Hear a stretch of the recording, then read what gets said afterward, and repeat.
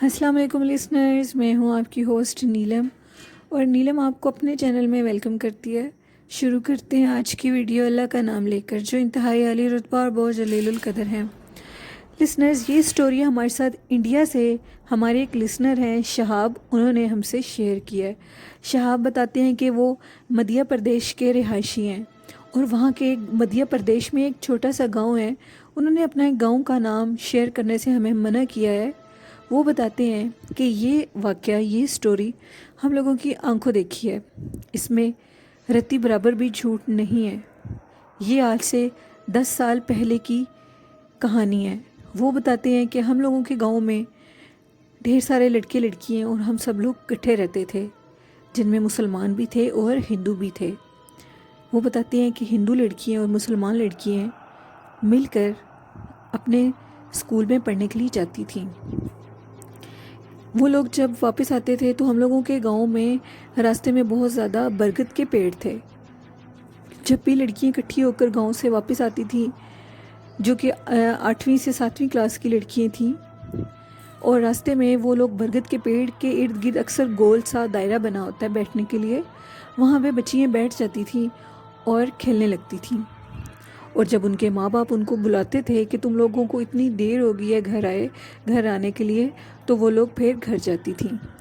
اسی طرح ہم لوگوں کی گاؤں کی ایک لڑکی تھی نازش، جو کہ بہت ہی خوبصورت تھی۔ وہ 7ویں کلاس میں پڑھتی تھی۔ نازش اپنی سہیلیوں کے ساتھ برگد کے پیڑ کے نیچے اکثر بیٹھ کر کھیلا کرتی تھی، اور اس کے بعد جب بھی اس کی امی اس کو بلاتی تھی تو وہ گھر جاتی تھی۔ ایک دن نازش کی برگد کے پیڑ کے نیچے کھیلتے ہوئے طبیعت بہت زیادہ خراب ہو گئی۔ اس کی دوستوں نے شور مچانا شروع کر دیا اور جلدی سے اس کے گھر والوں کو بلایا۔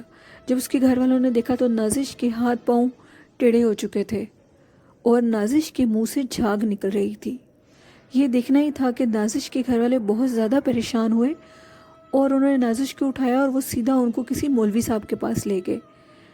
ہم لوگ سب گاؤں کے لوگ اکٹھے ہوئے تھے۔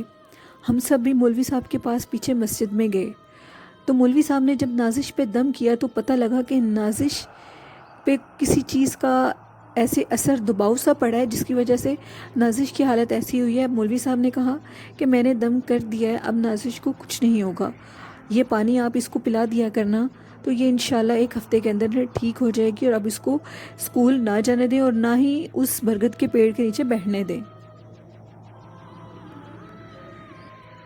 1 ہفتہ آسانی سے گزر گیا۔ نازش کی طبیعت بالکل ٹھیک رہی۔ 1 ہفتے کے بعد روٹین کے مطابق نازش اپنے اسکول میں جانا شروع ہو گئی اپنی دوستوں کے ساتھ۔ اب نازش اس برگد کے پیڑ کے نیچے بالکل بھی نہیں بیٹھتی تھی، سیدھا اسکول سے گھر جاتی تھی۔ نازش کی دوستوں نے نازش کے گھر والوں کو بتایا کہ نازش کا رویہ کچھ ٹھیک نہیں ہے، وہ بہت خاموش اور چپ چپ رہتی ہے، اپنا کام ختم کرتی ہے اور چھٹی کے ٹائم ہم سے بولے بنا اسکول سے واپس آ جاتی ہے، لیکن جاتے ہوئے بالکل ٹھیک ہوتی ہے۔ نازش کے گھر والوں نے کہا کہ بچی ہے، اس پہ جس طرح اثر ہوا ہے اس وجہ سے شاید گھبرا گئی ہو، کچھ دنوں میں ٹھیک ہو جائے گی۔ لیکن نازش کی روٹین دن بدن بدلنے لگی۔ نازش 10-10 دن کمرے میں بند رہنے لگی، اسکول جانا بھی چھوڑ دیا۔ نازش کے گھر والے بتاتے ہیں، اور یہ لڑکا شہاب بتاتا ہے کہ ہم لوگوں نے خود نازش کے گھر میں جا کر یہ سب کچھ دیکھا کہ نازش کے گھر والے بہت زیادہ پریشان تھے۔ ہم لوگ گاؤں کے سب آپس میں بھائی بھائی بنے ہوئے تھے، کسی پہ کوئی بھی مصیبت آتی تھی تو ہم سب ڈٹ کے ایک دوسرے کے ساتھ دیتے تھے اور اس مصیبت کا مقابلہ کرتے تھے۔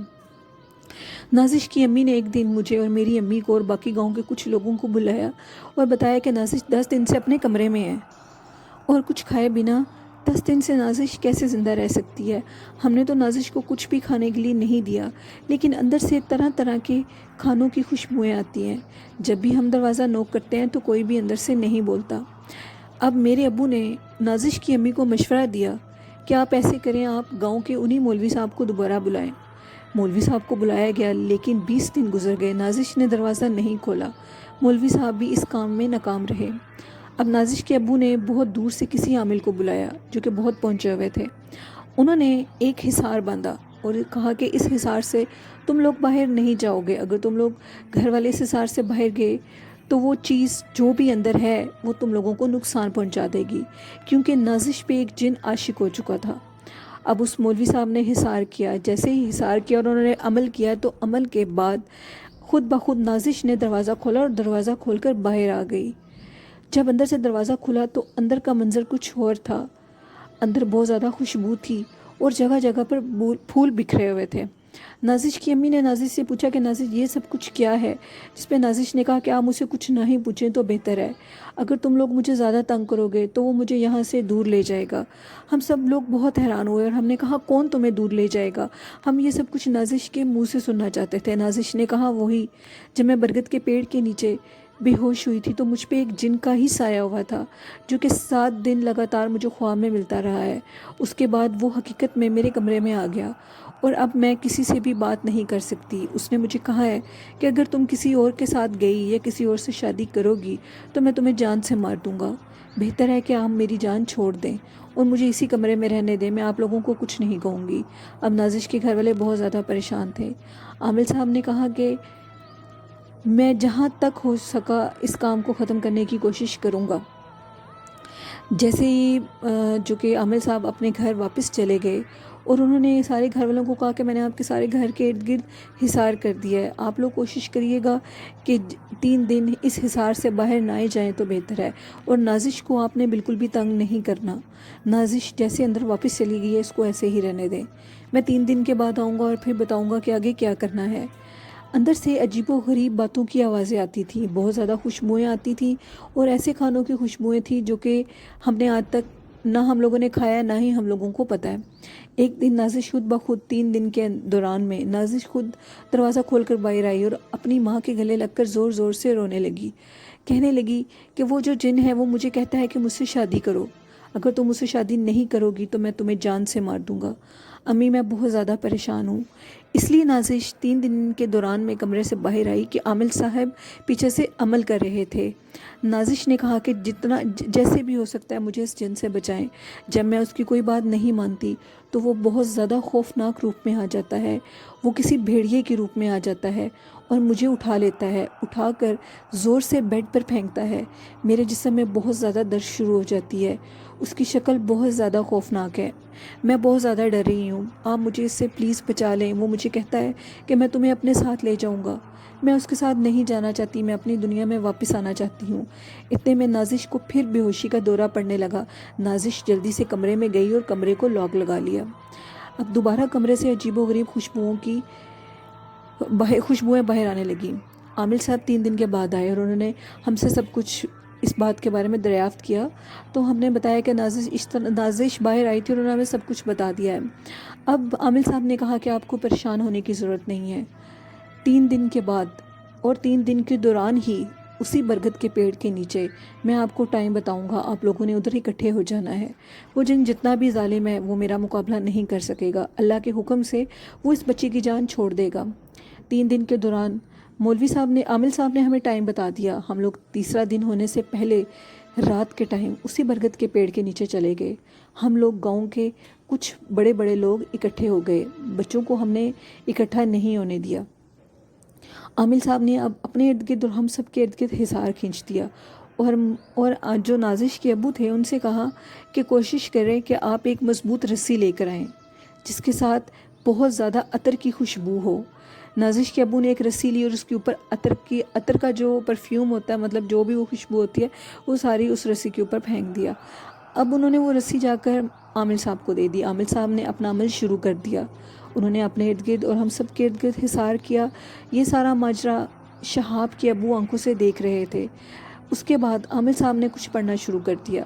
پڑھتے پڑھتے وہ کیا دیکھتے ہیں کہ نازش بھاگتی ہوئی پاؤں سے ننگی بری حالت میں پھٹے ہوئے کپڑوں میں بھاگتی ہوئی درخت کی طرف آ رہی ہے۔ نازش کے پیچھے ایک بھیڑیا لگا ہوا ہے جو کہ بے تحاشا خوفناک ہے، اتنا خوفناک ہے کہ اس کو دیکھ کے ڈر لگ رہا تھا۔ گاؤں کے چونکہ بڑے بڑے لوگ اکٹھے ہوئے تھے، عامل صاحب نے کہا کہ آپ لوگوں نے اس حصار سے ہٹنا نہیں ہے، آپ لوگ جہاں کھڑے ہیں وہیں کھڑے رہیں۔ اب نازش بھاگتی ہوئی اپنی ماں کے گلے سے لگی، کیونکہ عامل صاحب نے کہا تھا کہ جیسے وہ تمہارے پاس آئے گی، انہوں نے نازش کی امی کو ایک تعویذ دیا تھا، یہ تعویذ فوراً تم نے اس کے گلے میں ڈال دینا ہے۔ نازش کی امی نے ایسا ہی کیا اور وہ تعویذ اس لڑکی کے گلے میں ڈال دیا۔ اب وہ جو جن تھا وہ بھاگتا ہوا عامل کے پاس آیا اور کہنے لگا کہ تم اچھا نہیں کر رہے اسے مجھ سے دور کر کے، میں تمہیں جان سے مار دوں گا۔ اگر تم نے اس لڑکی کو مجھے نہ دیا تو میں اس سارے گاؤں کا بیڑا غرق کر دوں گا، اس گاؤں کو صفِ ہستی سے مٹا دوں گا۔ وہ ایک بہت بھیانک دیو تھا جو کہ جن نہیں تھا، دیو تھا۔ وہ دیو ایک بھیڑیا نما مخلوق میں کھڑا ہوا تھا انسانوں کی طرح۔ وہ جیسے ہی نازش کی طرف بڑھا تو اس کو ایک عجیب و غریب زوردار جھٹکا لگا اور وہ اسی درخت کے نیچے جا کر، جو کہ درخت کا تنا ہوتا ہے مضبوط، اس کے ساتھ لگ کر کھڑا ہو گیا۔ اسی دوران عامل صاحب نے اس کے ارد گرد وہ رسی باندھ دی۔ اب وہ چیخنے لگا۔ عامل صاحب نے اس رسی کے اوپر کچھ کاریں وغیرہ ماری ہوئی تھیں۔ عامل صاحب نے نازش کے ابو سے کہا کہ جتنی جلدی ہوتا ہے لکڑیوں کا انتظام کریں، ہم نے اس کو جلانا ہے۔ اسی طرح انہوں نے لکڑیوں کا انتظام کیا اور یہ واقعہ میرے ابو نے اپنی آنکھوں سے دیکھا کہ وہ دیو ہیکل جن جو کہ خوفناک بھیڑیے کے روپ میں تھا، اس کو میرے ابو کہتے ہیں، یعنی کہ شہاب کے ابو، ہماری آنکھوں کے سامنے اس کو آگ لگی۔ جیسے ہی اس کی آگ اس کو لگ گئی، اس کا جسم ایک دھواں بن کے ہوا میں تحلیل ہو گیا۔ نازش کے ابو نے جو کہ اپنی بیٹی کو اٹھایا اور اٹھا کر گھر لے گئے۔ عامل صاحب نے اس درخت کے جو کہ شاخ تھی اس کے ساتھ ایک دھاگا باندھ دیا اور نازش کی امی سے کہا اور گاؤں کے بڑے لوگوں سے کہا کہ اس دھاگے کو کھولنے نہیں دینا، اگر آپ اس دھاگے کو کھول دیں گے تو یہ جن واپس بھی آ سکتا ہے اور کسی اور بچی کو بھی نقصان دے سکتا ہے اور نازش کو جان سے بھی مار سکتا ہے۔ شاہ بتاتے ہیں کہ آج بھی اس درخت کے ساتھ وہی نیلے رنگ کا دھاگا بندھا ہوا ہے اور اس درخت کے قریب جانے سے سبھی خوف کھاتے ہیں، کیونکہ اس درخت پہ ایک دیو ہیکل جن رہتا تھا۔ نازش کی شادی ہو چکی ہے، اس کے بچے بھی ہیں، لیکن نازش کی امی بتاتی ہیں کبھی کبھار نازش کی طبیعت تھوڑی بہت خراب ہوتی ہے، لیکن اللہ کا شکر ہے کہ وہ چیز اب نازش کے سامنے نہیں آتی۔ یہ سٹوری ہمارے شہاب نے شیئر کی تھی، تھینک یو شہاب۔ اور بڑھتے ہیں ایک اور سٹوری کی طرف۔ یہ سٹوری ہمارے ساتھ شیئر کی ہے زریاب نے، جو کہ ہارون آباد کے رہائشی ہیں۔ زریاب بتاتے ہیں کہ ان کے گھر میں اکثر جنات نظر آتے تھے۔ ان کا گھر بہت پرسرار طریقے کا تھا۔ ان کے گھر کے ساتھ ایک خالی پلاٹ تھا اور پلاٹ کے پیچھے بھی کافی زیادہ جگہ خالی تھی۔ اس خالی جگہ کے پیچھے ریلوے ٹریک تھا۔ زریاب بتاتے ہیں کہ ان کے بچپن کا واقعہ ہے، جب ان کی ایج 6 سے 7 سال ہوگی، ان کے ابو اپنے کام کے سلسلے میں اکثر رات کو لیٹ آتے تھے۔ زریاب، ان کا بھائی اور ان کی بہن اور ان کی امی اور ان کا چھوٹا بھائی گھر پہ اکیلے تھے۔ ان کا گھر چونکہ کافی بڑا تھا۔ اچانک زریاب گھر سے غائب ہو گیا۔ زریاب کی امی بہت زیادہ پریشان ہوئی۔ زریاب بتاتے ہیں کہ ان دنوں میں زریاب کی خالہ بھی آئی ہوئی تھیں اور ان کی بیٹیاں بھی۔ سب لوگ بہت پریشان ہوئے اور کہنے لگے کہ گھر تو سارا لاک ہے، کیونکہ گھر کافی پرسرار طریقے کا تھا۔ زریاب نظر نہیں آ رہا، کدھر گیا ہے؟ 6-7 سال کا بچہ آخر رات کے 10 بجے اور اس علاقے میں کہاں باہر سے جائے گا؟ ہارون آباد چونکہ ماڈرن سٹی نہیں ہے تو سٹی لیکن تھوڑی گاؤں ٹائپ ہے، تو سب لوگ بہت پریشان ہوئے۔ اب زریاب کی خالہ نے سب کے ارد گرد درود شریف اور آیت الکرسی پڑھ کے حصار کیا اور کہا کہ ہم زریاب کو گھر سے ہی ڈھونڈتے ہیں۔ سب لوگ زریاب کو ڈھونڈتے ڈھونڈتے چھت کی طرف گئے۔ جیسے ہی سیڑھیوں پہ چھت پہ چڑھے تو چھت بہت زیادہ پرسرار اور چھت کے اوپر 3-4 کمرے تھے اور ایک کچن بھی بنا ہوا تھا۔ اس کچن کے باہر ایک تندور بھی بنا ہوا تھا۔ ہم نے سوچا کہ زریاب بتاتے ہیں کہ ان کی خالہ کی بیٹیوں نے سوچا کہ زریاب کہیں اس تندور میں نہ چھپ گیا ہو، بچے ہیں، بچے کچھ بھی کر سکتے ہیں، لیکن تندور بھی خالی تھا۔ زریاب لوگوں کی دوسرے پورشن پہ زریاب موجود نہیں تھا۔ جب زریاب کی خالہ اور اس کے بھائی اور اس کی امی تیسرے پورشن پہ سب سے اینڈ پہ گئے، جو کہ ایک خالی میدان چھت تھا، تو زریاب ایک کونے میں لگا کھڑا ہوا باتیں کر رہا تھا اور ایسے محسوس ہو رہا تھا کہ وہ کسی سے باتیں کر رہا ہے۔ یہ سب کچھ دیکھ کر زریاب کی بھی بہت حیران ہوئی۔ انہوں نے زریاب کو فوراً اٹھایا اور اپنے سینے سے لگا لیا۔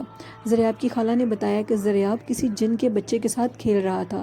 جب ہم زریاب کو وہ لوگ نیچے لے کر آئے تو زریاب نے بتایا کہ مجھے ایک چھوٹا سا بچہ نظر آیا سیڑھیوں کے پاس۔ اس بچے نے مجھے اشارہ کیا اور وہ مجھے چھت کی تیسرے پورشن پہ لے گیا۔ آپ جب اوپر آئے تھے تو ہم آپ کے آنے سے پہلے اوپر فٹ بال کھیل رہے تھے۔ جیسے ہی اس نے قدموں کی آواز سنی تو وہ ایک کونے پہ جا کے بیٹھ گیا اور فٹ بال اس نے اپنے ہاتھوں میں لے لیا۔ زریاب لوگوں کا وہ گھر کافی پرسرار تھا۔ جو ان کے ساتھ خالی پلاٹ تھا وہ بھی زریاب لوگوں کا ہی تھا۔ زریاب کے ابو نے ادھر بھی ایک گھر بنا لیا اور اس گھر کو اس کی پرسراریت کی وجہ سے اور کچھ عجیب و غریب واقعات کی وجہ سے کسی اکیڈمی کے لیے رینٹ آؤٹ کر دیا۔ ذرا آپ بتاتے ہیں کہ ہم لوگوں کے گھر میں عجیب و غریب واقعات ہوتے ہیں. کبھی تو اس نئے والے گھر میں بھی اوپر والے پورشن میں بہت زیادہ خوشبو شروع ہو جاتی ہے. اگر ہم کبھی کبھار، کیونکہ ہارون آباد میں اگر لائٹ چلی جائے تو ادھر لائٹ 4 دن کے بعد آتی ہے. ہم لوگوں کے جو جنریٹر ہیں UPS وہ بھی بند ہو جاتے ہیں، اور ادھر گیس وغیرہ کا سسٹم نہیں ہے، اور جو جنریٹر ہیں وہ پیٹرول پہ ہی چلتے ہیں. جب 4 دن گزر جاتے ہیں لائٹ نہیں آتی تو ہم لوگ اکثر اپنے گھر کے صحن میں، چھت کے صحن پہ چارپائیاں ڈال کر لیٹ جاتے ہیں. ایک دن ہمیں محسوس ہو رہا تھا کہ جیسے ہم لوگوں کے اوپر والے پورشن میں کوئی بہت زور سے دروازوں کو توڑ رہا ہے. ایسے لگتا تھا کہ جیسے لکڑیوں سے دروازے، جیسے کسی ڈنڈے سے دروازے کو توڑا جا رہا ہے. جب جا کر دیکھا تو اندر کوئی بھی نہیں تھا. ذرا لوگوں نے سمجھا کہ ہم لوگوں کے گھر چور آ گئے ہیں، لیکن اندر کوئی چیز نہیں تھی اور بہت زیادہ خوشبو مہکی ہوئی تھی. ایک دن ذرا بتاتے ہیں کہ ان کی دادی ماں ان کے گھر کے نیچے والے پورشن میں TV لانچ میں بیٹھی TV دیکھ رہی تھی کہ اچانک وہ کیا دیکھتی ہیں کہ سیڑھیوں سے ایک بہت گندے حلیے میں بدنما عورت اتری ہے، جو کہ بہت تیزی سے ذریعہ لوگوں کی دیوار کو چاٹنے لگی ہے. جیسے ہی دادی اماں نے درود شریف پڑھا اور اس کی طرف پھونکا تو وہ عورت چیختی ہوئی بھاگ کر ذریعہ لوگوں کے گھر کی بیک سائڈ کے دروازے سے باہر ریلوے ٹریک کی طرف بھاگ گئی. وہ عورت اکثر ان کی دادی ماں کو نظر آتی تھی اور وہ ان کے گھر کی دیواریں چاٹتی تھی. وہ کوئی اور نہیں تھی، وہ ایک چڑیل تھی جو کہ ذریعہ لوگوں کے دونوں گھر میں بسی ہوئی ہے. وہ آج بھی اسی گھر میں موجود ہے. اوپر والے پورشن میں کوئی بھی نہیں جا سکتا. وہ گھر بہت زیادہ پرسرار ہیں. وہ دونوں گھر پرسراریت کے مارے ہوئے ہیں. ان میں بہت زیادہ پرسراریت اور وحشت محسوس ہوتی ہے. گھر کو جتنا بھی نوکرانیاں صاف کر لیں گھر گندا ہی رہتا ہے، چیزیں الجھی رہتی ہیں. لسنرز، یہ کچھ نشانیاں ہوتی ہیں کہ جس گھر کو ہم بہت زیادہ صاف کریں اور وہ پھر بھی صاف نہ ہو تو کہتے ہیں کہ اس گھر میں بھی جنات وغیرہ کا اثر ہوتا ہے. اللہ میاں ہم سب کو اپنے حفظ و ایمان میں رکھے. اپنے گھر میں ضرور خود قرآن پاک کی تلاوت کریں. اگر آپ خود نہیں کر پا رہے تو آپ ضرور قرآن پاک کی تلاوت اپنے گھر میں چلائیں. سورۃ بقرہ کی تلاوت چلائیں، سورہ یاسین کی تلاوت چلائیں. انشاءاللہ یہ چیزیں گھر سے بھاگ جاتی ہیں. اور ان چیزوں سے ہم لوگ صرف قرآن پاک اور اللہ کا نام لے کر اور آیت الکرسی کی حصار کر کے ہی بچ سکتے ہیں. ہم سب کو اللہ پاک اپنے حفظ و ایمان میں رکھے. اور لسنرز، یہ سٹوریز آپ کو کیسی لگی آپ مجھے ضرور بتائیے گا. اپنا فیڈ بیک ضرور دیجیے گا، اور آپ بھی اپنی سٹوریز ہمارے ساتھ شیئر کر سکتے ہیں، ای میل میں بھی اور فیس بک میسنجر پہ بھی. اسی کے ساتھ اپنی ہوسٹ نیلم کو اجازت دیجیے. دعاؤں میں یاد رکھیے گا. اللہ حافظ. اللہ نگہبان.